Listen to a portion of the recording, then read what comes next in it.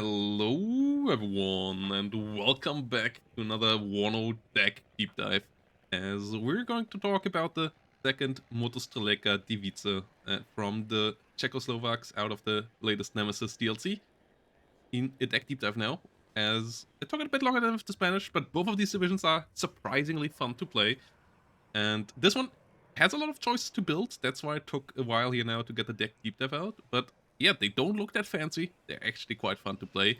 And as always, we're gonna start in the logistics tab with the BMP1, PZOT 64, and 3 cards of supply. It's not that hard to build here in the logistics tab because you have great slots. You have 1 and 2 cost slots all the way up here to the 5th, and that makes it really cheap and gives you a good amount of supplies. The supply here also great mix. The big one basically for your artillery, the mid-sized one for your AA, and the small one for your purposes of resupplying your infantry on the front line.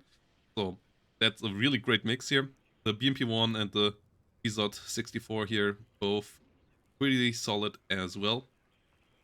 So that is quite helpful. No smoke on them, but it's not on the other 2 options either, so still pretty decent. Your third card of CVs and your 7 CVs with that, the number I usually strive for in the infantry tab here, and that is the Viltel Motostrelecka with the Strela 2. It is the only manpads that you get in this division in this build, so that's why I bring them instead of the Viltel Strelcu here with the RPG, even though you pay 5 points more, but having one of those manpads can be really, really helpful against helicopters, and just sometimes shooting down a plane as well when your coup already hacked it, and then the Strela just fires out one missile out and gets it. So having a manpad in your zones sometimes can be quite helpful. 4 hit point recon helicopters and so on can be shut down. It also gives the enemy the feeling that you have manpads, even though you don't, so they might just respect your frontline a bit more with the helicopter. Can be quite helpful. Then we have the Poranitsi, the border mountaineers. I absolutely butchered that most likely. And they are a pretty good infantry fighting unit. They are relatively expensive because they get a lot of traits.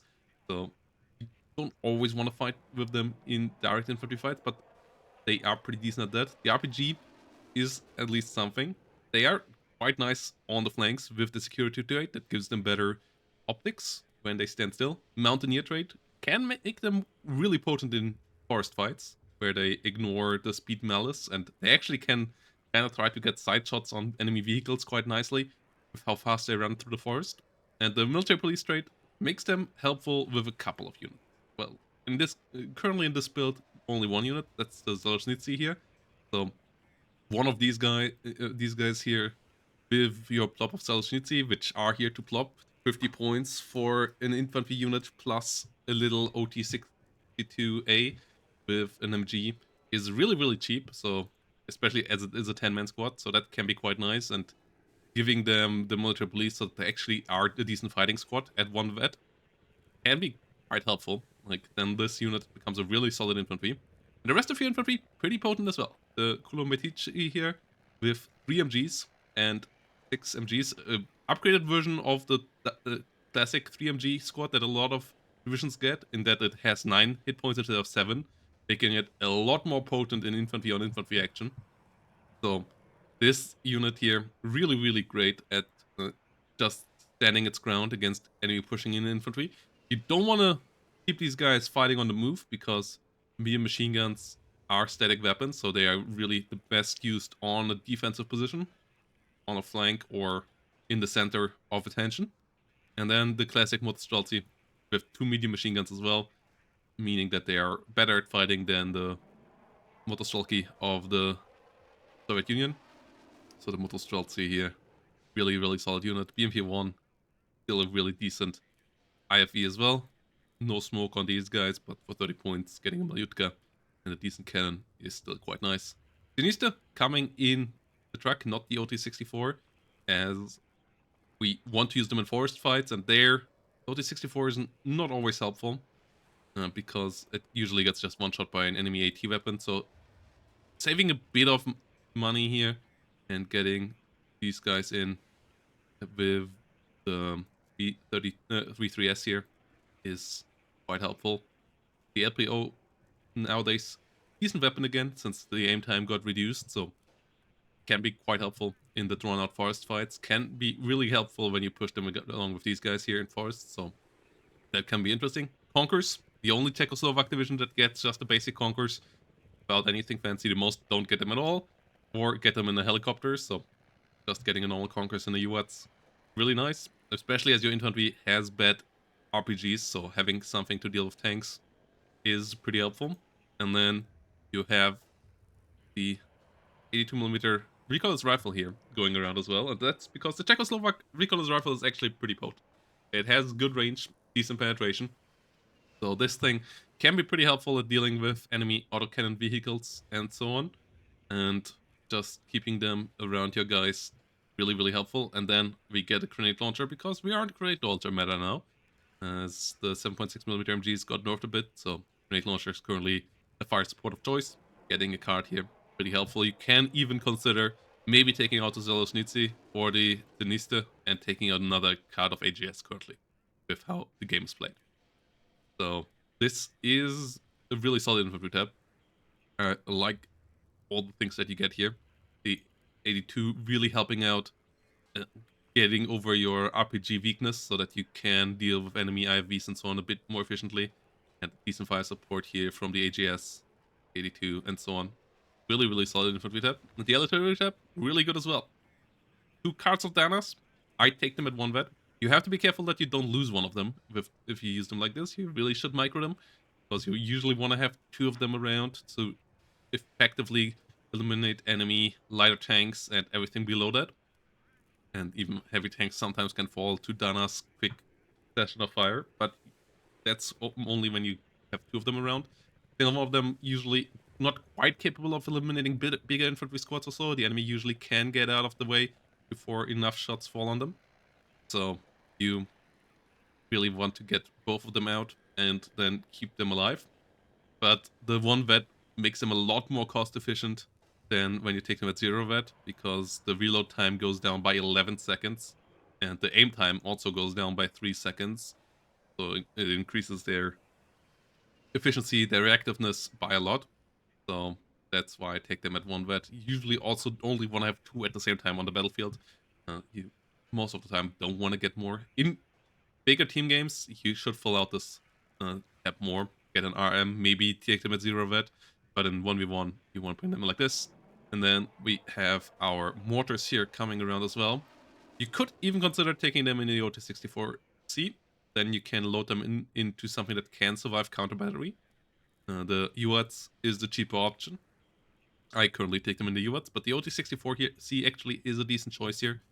And if you don't care about it, you could just push it forward as a fire support as well. So that is an option. Currently, I take them in the UATs. Tank tab, good mix. And the T-55 AM2B here, really a great start. Having a long-range, fast HGM means that you can really fight enemy IFVs with this deck nicely. All 4 hit or 4 frontal armor and lower IFVs get one shot by this, which is most IFVs. So this is fantastic. And it still deals decent damage against tanks with it. 18 penetration does okay damage against most tanks. So that's still helpful there.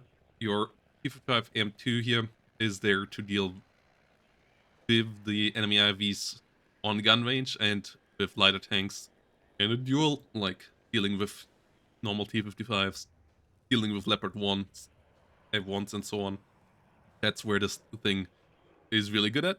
Issue is, its 14 pen means that it is still pretty terrible against any higher armor. So against decks that have high quality armor, like M1 IPs or so, you don't want to bring out the T-55 AM2 to deal with those. You usually want to use your T-55 AM2Bs to hit the enemy with ATGMs from far away, and your T-72s, and maybe even your T-54B, because this one at least has heat rounds, so it at least can damage at 1,925 meter range, and is half the price of the T-55 AM2, so you get 2 of these. And these guys here are mostly there for infantry support. They have a lot of HE output, They can deal with APCs really nicely, and with ILVs on the correct range, they can deal relatively efficiently as well. They often don't one-shot them with 14 penetration, so that's the issue there. But they still usually should win. They can tank an ATGM, even a Milan 2 doesn't one-shot them, only the TOW 2 does, so for 65 points, that's quite nice. And then you have the T-72 M1 to deal with any real tank-on-tank combat. And with the M1, you have smoke, you have a good frontal armor, so this one is a really solid tank. You only get 4 of them, that's the issue, but it allows you to, for the important moments, get good tank combat out. And against divisions that don't have good tanks, and that don't have good AT, the T-72 M1 can just be an object that they just can't beat, really. So this is a nice one as well. Malyutka here, coming around because some cheap ATGMs can be nice as well. And I talked about those weaknesses of the T55M2. And against the matchups where it's really good, you usually don't need that many. And in the matchups where they are not good, more don't really help you. So Malyutka here, a bit more flexible. Nice little ATGM, can be annoying. And just shoot out the weapons. Both AT guns in this deck, not that great. This one here with being a makeshift artillery is interesting, but 1mm currently not that great. Maybe with the artillery rework, this might become better. We will see how that goes. Recon tab, good one as well. Great choices. We go with the Pushkumnitsi here with the RPG, and the double MG can deal with most things in the front line together with the BMP-1 Recon. So, yeah, wins fight against a lot of enemy Recon infantry squads, and the RPG quite helpful. And then you have the RT SHPZ as your GSR unit that also can fight if need be. Not great at it, not even against infantry, because 5 Scorpions plus an SVD is not a great weapon mix. But the recon capabilities of the GSR is what you get them for, so that is quite great. Swatava, one of my favorite recon units in the game, has an ATGM, so it can deal with enemy recon vehicles nicely from afar, and also often win when they try to push you. So Swatava helpful with that. And then on top of that, it has the exceptional optics, so really, really capable recon unit, and really helpful for the tank pushes. And then we take the SRN here as your mountaineer, military police recon unit that you want to keep around in forest and find enemy recon infantry with, and then hunt them down. There are other options here as well that are not really cheaper though, or not much cheaper. You could just take no push community, but I don't really think you need them. The sniper unit has decent availability here with 4 and has 4 deployment, so that could be an option, but it's only a single SVD with low range, so that's a bit weird. The SHPZ unit here, special forces, but not the greatest combat efficiency either. It has a good weapon mix here, but it's only 6-man squad, so I'd rather take for the same price the SRN that can take a bit more beating, that it has the extra mobility in the forests where you usually want to have your recon units like this, and where they can really duel it out with enemy recon infantry and finish them off. So that's a decent option here. Me 17 could be an option as well if you find another slot somewhere. There are a couple of options to get that. Lose a logistics card or so, or lose an infantry slot to get another recon one. So there are a couple of options. The Vector is something that I still want to test out more, but I believe it needs a lot of micro, and is more something for team games when you can toy a bit around with the sick int trade. Outside of that, for 25 points, this is, and on the wheel, this is really nice, but it doesn't really work out here. So AA, Coop, with 2 vet as the first unit, because you want to open with that, and you want to have your first Coop as efficient as possible. This is the pro-commie way, and pro-commie is the only 2-time Warner League champion so far, so he can't be that wrong with this. Double vet Coop as your first Coop can be quite nice. And then it's the question between 0 and 1 vet Coop for the second card. And I'm playing risky. You might not want to do that. You might want to go with 0 vet. I like to play risky and go with only 3 Coops. But that means that you really have to micro your Coops against seed. if the the enemy division has seat, you might want to start them out with turned off weapons immediately, and only turn them on when you realize there's no seat. Yeah, just like with artillery, you really need to micro these if you go with only 3 of them, because if you fall below 2 on the battlefield in the mid or late game, then the issue can become real.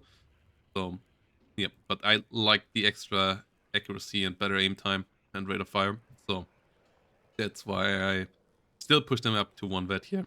And the 2 vet one is just, yeah, so much more efficient than the 0 vet one. And that's what you want in the early game. Yes, cars, we go with 1 and 2 vet as well. This is also mainly because of the aim time, because this has better anti-helicopter range than most gun AA, but because it's not radar guided, it has a pretty long aim time, meaning that if the enemy is an ATGM helicopter, the situation that they can swing around on you and fire an ATGM and nearly get a hit on you or already get a hit on you before you can really aim on them can be an issue. So that's why every like split second here matters. Plus the better accuracy is really a significant amount of better DPS here as well.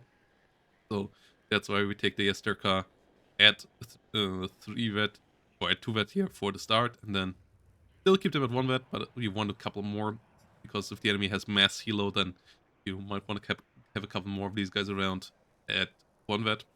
Can be decent infantry fire support still, even though the guns obviously have been nerfed against infantry a bit, but still good fire support there, and yeah, really decent unit to deal with the enemy. Helicopters, Me2 URP, mostly for openers. They can be quite helpful against enemy that wants to rush you with vehicles but doesn't have forward deploy AA. And these guys can come in nicely. 1 or 2 of them for the flanks in the mid and late game can be helpful as well to clean out enemy sneaking CVs or so. But yeah, not a fantastic unit, but a really solid unit for the jobs that this division needs to do. And then we have the air tab, where we take 1 card of MiG-23 MLA, only 10% ECM, but has a long range missile for 155 points, and you get 3 of them. So that's a nice part of it. The Su-7 BKL rocket is fantastic. The rockets deal great damage. You usually wipe out an infantry squad with 6 of them. And they only have a 24-second reload time, which is insane. 24 seconds for 6 of these rockets. So if the enemy, you force the enemy into a with this, and it's only a 145 point plane. So in the early game, this can be really nice, especially if you realize the enemy has a key unit somewhere, doesn't have AA right now. Bring one of these in, force them to get AA, and kill that unit. Can be really nice. KGMU, great if you force the enemy into a blob. You can turn one of these KGMUs bomb drops off, and then only use 1 in the first run. Use the second one for the second run. If you see that you could get 2 runs off, if you only get 1 run off, then just keep them both on and drop it all away and deal a bit more damage. And then you have the Su-22 M4 cluster to deal with tanks, dropping on them, killing them off, or the AT options. Like that, that's the other option here. But I want to get reliable damage on the enemy, so that's why I take the cluster. Whilst the AT is the cheaper option, and the KH-29T is a really good ATGM, so this also could be an option for the KGMU. This is just a fancy, funny toy. That's more so why I have it. The quality-wise, I would say it's pretty close, and maybe even in favor of the AT. But I want to force the enemy into infantry fights, and you have decent anti-tank in this deck. It's not like you can't deal with tanks with the rest of your deck, so you don't need the AT as much as you need it in some other packed divisions where you just don't have the options to deal with tanks, so you need these. So KGMU here can be quite helpful, and yeah, that's why I go with the units here that we got. And yeah, let's get to the strengths and weaknesses of this deck with that. Strength, the really flexible infantry tab, and the great versatility and anti-infantry firepower, especially with all the MGs that go around here. Second, the flexible tank tab. Third, the good support. Like, you get good recon, you get good artillery, you get good AA. Weaknesses, no forward deployment. That is a real issue for a lighter division like this. Talked about that with the Spanish, and it's true here as well. These are no fancy toy divisions. You get a lot of the baseline stuff, and good baseline stuff, but you don't get forward deployment or anything like that. You don't really get special forces. And then second weakness being that you don't have that much of everything. Like, it's individual one cards here. It's only 2 Danas. It's only 3 AA pieces. It's only one of each card in the tank tab. So if you start losing individual units, yes, your combined up is great, but if you, for example, lose all your T-72M1, then you have a weakness in your deck in the late game. So in the late game, you can get a weakness there. And then the third weakness, I would say, is the anti-air play is not that amazing. Like, you would want a bit more. Some Strela missile launchers, like not the infantry Strelas, but the vehicle Strelas, some slightly better fighters. All of that would be helpful. So you have to be a bit careful about the airplay of the enemy. But if you control your troops and your MiG-23s well, you still should be fine on the defense.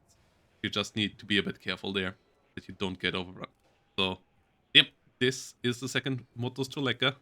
As I said, really enjoy this division, and I hope you will do as well. If you don't want to miss out the next video where we're gonna check them out in ranked, then leave a subscription down below, and I hope to see you all in the next one. Bye bye, and have a great day.